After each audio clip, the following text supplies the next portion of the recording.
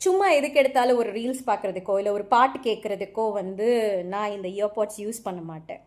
ரொம்ப ரொம்ப ஒரு முக்கியமான அக்கேஷனில் மட்டும்தான், ரொம்ப ரொம்ப இம்பார்ட்டண்ட் ஒரு காரியத்துக்கு மட்டும்தான் இந்த இயர்பாடை நான் யூஸ் பண்ணுவேன். ஏன்னா எனக்கு அந்த விஷயம் ரொம்ப முக்கியம். அதனால் அந்த விஷயத்துக்கு மட்டும்தான் இந்த இயர்பாட்ஸை யூஸ் பண்ணுவேன். அதனால் எனக்கு இந்த இயர்பாட் மேலே ஒரு மரியாதை வர ஆரம்பிச்சது. அந்த மரியாதை இதை கேர்ஃபுல்லாக பார்த்துக்கிறணும்னு தோணுச்சு.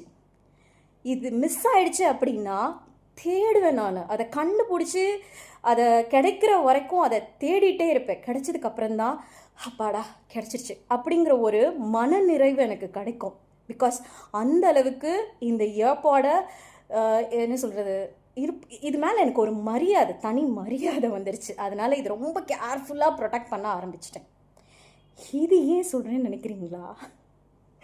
நம்ம லைஃப்பில் இப்படி தாங்க நிறைய பேர் என்ன பண்ணுறோம் அப்படின்னா, நம்மக்கிட்ட சொந்தமாக இருக்கிற ஒரு விஷயத்த பொக்கிஷமாக பாதுகாக்கிறதே கிடையாது. அதனுடைய மதிப்பு, அதனுடைய வேல்யூ நமக்கு தெரிகிறதே கிடையாது. தூக்கி போட்டுடுற மாதிரி, ஒரு ட்ராஷ் மாதிரி அதை தூக்கி போட்டுட்டு போயிட்டே இருப்போம். ஏன்னா அது நம்மளுடைய பொருள் இல்லையா, அது நம்மக்கிட்ட தானே இருக்க போகுது, நம்மளை விட்டு எங்கே போக போகுது அப்படிங்கிறதுனால தூக்கி போட்டு கேர்லெஸ்ஸாக இருப்போம்.